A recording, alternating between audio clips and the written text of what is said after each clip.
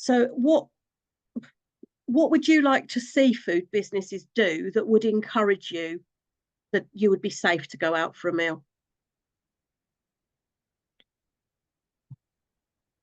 Good question. I think it would have to be, it's really strange now. It seems so alien me actually even going out for it. I'm trying to think what conditions would, at the moment, I can't think of conditions that would actually make me necessarily feel safer to. A lot of it is I feel the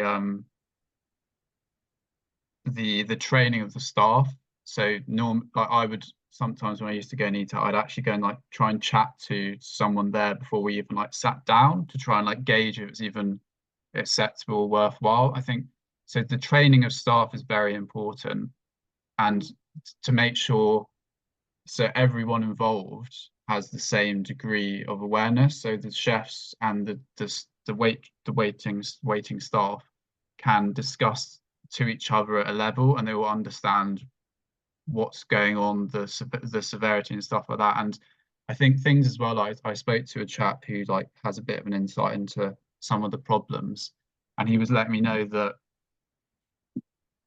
if you sort of get guest chefs and stuff in, and they maybe haven't because they're just in for a bit, they don't necessarily have that level of training as everyone else. And are they, the other thing is as well, like with the big allergen matrix books, are they always updated? And if you've got like a special every day that's different, you're how like what's the lag time between that being there and that being translated?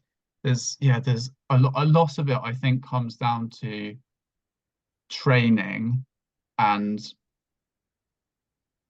yeah, I think as well, I maybe have a slightly different viewpoint on you two something. So if I was somewhere, so say I went to I'll just use a Chinese as an example. I mean, I wouldn't go because I have peanut and sesame allergies, but if I decided I wanted to go, I'd much rather them say to me, look, we use peanuts and sesames and a lot of stuff. Like we can't guarantee you'll be fine. Um, I'd rather I'd rather that transparency be there and I make an appropriate decision than them trying to pretend that they can guarantee something's going to be okay when it's not. So I think the businesses to get the right level of not just blanket saying we can't do it when they like reasonably could, but actually if it's something they use a lot in their food and it is probably going to be quite hard for them to guarantee it's not going to have some cross-contamination issues, to communicate that at an appropriate level. So basically the person going in needs the best information they can have and everyone needs to be able to communicate with one another. I feel that's the main aspect. Yeah, and I think we are in agreement on that because as much as the businesses need to be able to give the information about their allergens, so many will still make a blanket statement, no, we can't guarantee. Yeah. If they go into detail and say why they can't guarantee and open up that conversation rather than being straight on the defensive, no, we can't do Mm. it. Yeah. Do you think that would make things a bit more acceptable?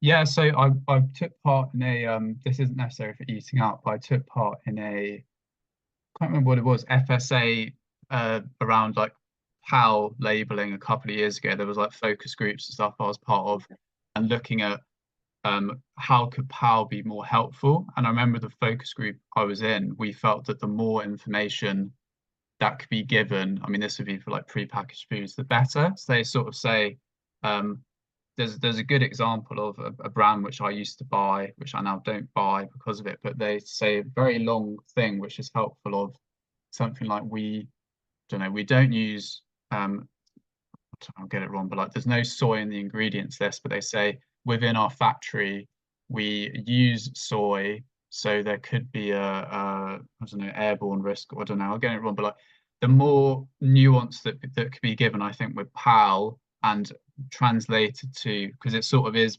PAL with on a menu in a way, isn't it? That sort of Yeah. disclaimer. So yeah, to say yeah, like the more information, the better. It just comes down to the information as the consumer can make an appropriate risk assessment. As you say, if it's just a blanket disclaimer, So then if someone has a reaction, they've said, well, look, we've done this disclaimer, that's their fault for eating here. Yeah, somewhere like in the middle of, if you need, like the example I said, like a place that uses a lot of a specific allergen, if they can make it clear we use this for lots of, like it's the cooking oil or whatever, then most reasonable people with severe allergies would go, well, I wouldn't want them to try and serve me, I'll look somewhere else. So yeah, I think, yeah.